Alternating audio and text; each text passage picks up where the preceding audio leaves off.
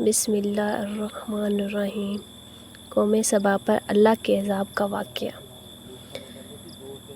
اہل سرسار کی ایک قوم جسے قوم سبا بھی کہا جاتا ہے، اللہ تعالیٰ کی بے شمار نعمتوں کے اندر زندگی گزار رہی تھی۔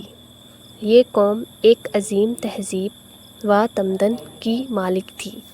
حضرت داؤد علیہ السلام اور حضرت سلیمان علیہ السلام کی باعظمت حکومتوں کے بعد ان کی حکومت زبان زد، خاص و عام تھی۔ کہا جاتا ہے کہ لوگ گندم کے مغز سے آٹا پیس کر روٹیاں پکاتے تھے، لیکن اس کے برعکس وہ اس قدر اسراف کرنے والے اور ناشکرے تھے کہ انہی روٹیوں کے ساتھ بچوں کا پاخانہ صاف کرتے تھے۔ بعد ازاں ان آلودہ روٹیوں کو اکٹھا کرنے سے ایک پہاڑ بن گیا تھا۔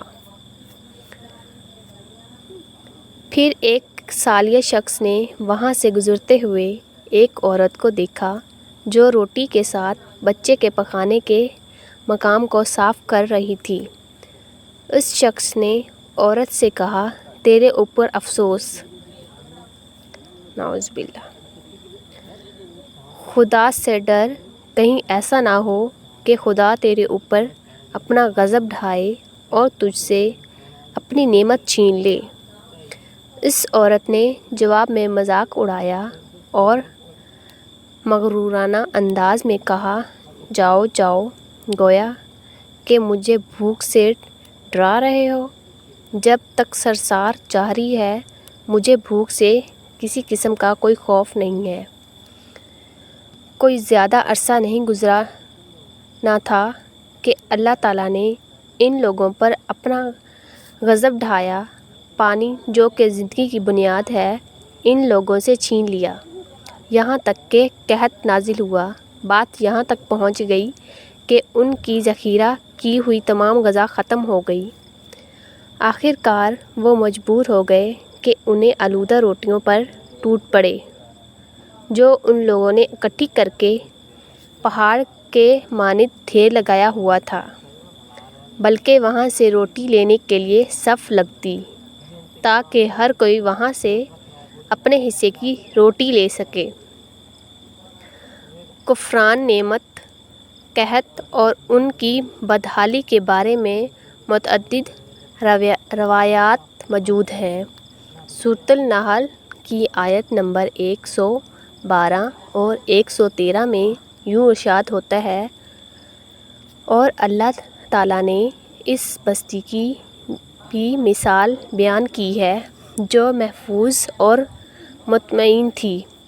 اس کا رزق ہر طرف سے باقاعدہ آ رہا تھا، لیکن اس بستی کے رہنے والوں نے اللہ کی نعمتوں کا انکار کیا تو خدا نے انہیں بھوک اور پیاس کا مزہ چکھایا، صرف ان کے ان اعمال کی بنا پر کہ جو وہ انجام دے رہے تھے، اور یقیناً ان کے پاس رسول آیا تو ان لوگوں نے ان کو جھٹلایا تو پھر ان تک عذاب آ پہنچا کہ یہ سب ظلم کرنے والے تھے۔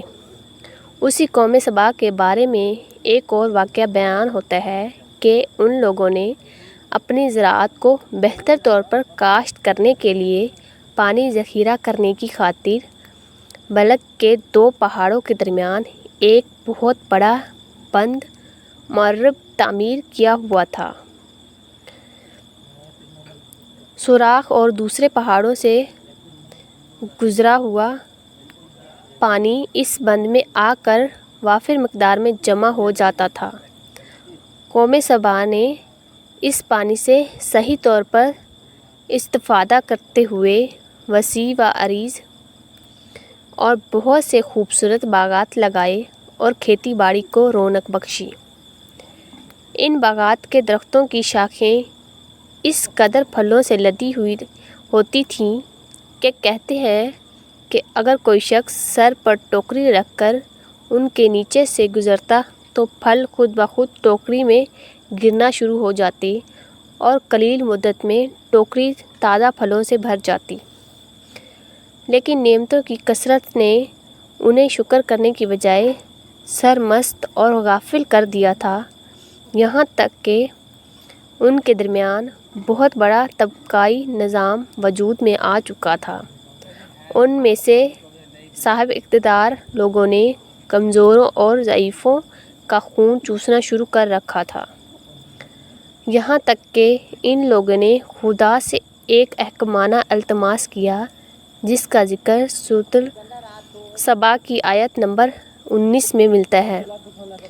انہوں نے کہا، خدایا ہمارے سفروں کے درمیان فاصلہ زیادہ کر دے۔ انہوں نے اللہ تعالیٰ سے یہ التماس اس لیے کیا تاکہ غریبوں، بے نوا لوگوں، امراء اور ثروت مند ان کے ہمراہ سفر نہ کریں۔ ان کی خواہش یہ تھی کہ آبادیوں کے درمیان خشکی ہو اور فاصلہ بہت زیادہ ہو تاکہ تہی دست اور کم آمدنی والے لوگ ان کی طرف سفر نہ کر سکیں۔ اللہ تعالیٰ نے ان مغرور پیٹ کے بیچاروں پر اپنا غضب نازل کیا۔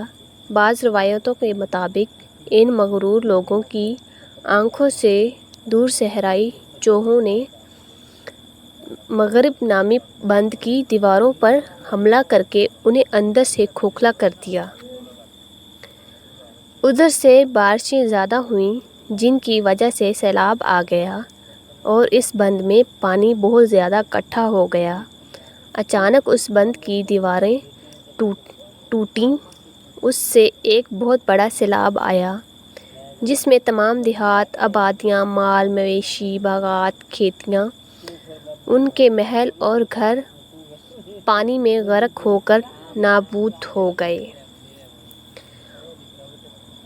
ان کے باغات اور زراعت میں سے صرف بیری کے درخت اور کچھ جھاڑیاں بچی تھیں۔ خوش اہلان پرندے وہاں سے کوچ کر گئے تھے، جبکہ الوؤں اور کووں نے قوم سبا کے کھنڈرات میں اپنے گھونسلے بنائے تھے۔ اس بات کا ذکر سورۃ سبا کی آیت نمبر 15 اور 16 میں ملتا ہے اور آخر میں سورۃ سبا کی آیت نمبر 17 میں قرآن کریم میں اس واقعہ کا یوں نتیجہ نکلا ہے، یہ ہم نے اس کی ناشکری کی سزا دی ہے اور ہم ناشکروں کے علاوہ کسی کو سزا نہیں دیتے ہیں۔